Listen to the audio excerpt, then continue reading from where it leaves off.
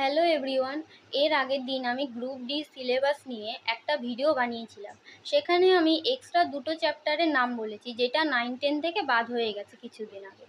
দেখো, যখন আমি ইউটিউবে ভিডিও দেখেছিলাম যে চ্যাপ্টারগুলো বাদ হয়েছে, ওরা বলেছিল যদি তোমার হাতে সময় থাকে তাহলে এই দুটো চ্যাপ্টার যেন আমি একবার করে পড়ি। খুব বেশি পড়তে না, মানে অল্প করে যেন পড়ি।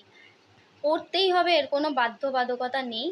আর খুব যে পড়তেই হবে তা নয়, আর ওগুলো থেকে আসবেও না। তারপরেও বলেছিল যদি হাতে সময় থাকে একবার পড়ে নিও।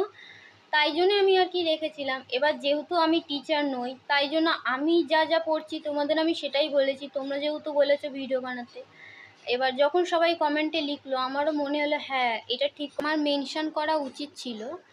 আর বলবো, যারা দেখোনি সেটা তো খুবই ভালো কথা, আর যারা দেখেছো তাদের বলবো ওই দুটো চ্যাপ্টার তো পড়োই না। আর ইউটিউবে অনেক ভালো ভালো চ্যানেল আছে যারা জেনারেল সায়েন্স নিয়ে প্রিভিয়াস ইয়ার আর এখন যা যা বাদ গেছে, যা যা আছে সেটা নিয়ে ডিটেলসে ভিডিও করেছে, খুব ভালোভাবে বুঝিয়েছে। ওখান থেকেই দেখে নেওয়া উচিত, যেহেতু আমি ঠিক মতন বোঝাতে পারবো না, আর আমি তো জব করি না।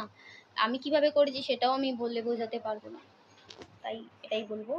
আর সবশেষে একটাই কথা বলবো, এক্সাম হবে কি হবে না আমি জানি না, কেস চলছে। তবে যদি হঠাৎ নোটিশ দেয় তখন পড়বো, আর কখন সিলেবাস শেষ করব, কখন রিভিশন দেব, কখনই বা মক দেব। তার থেকে বেটার পড়ি। এক্সাম হলে হবে, না হলে আর কিছু করার নেই। ফর্ম যখন ফিল আপ করেছি তখন আমার মনে হয় একবার হলেও পড়া উচিত। পড়তে থাকি, কম করেই পড়ি, বেশি না পড়ি। হলে ভালো, না হলে আর কি। তো ভিডিওটা এতটাই, আর ওই ভিডিওটা রিমুভ করে দিয়েছি কমেন্টে সবাইকে মনে করিয়ে দেওয়ার জন্য। Thank you.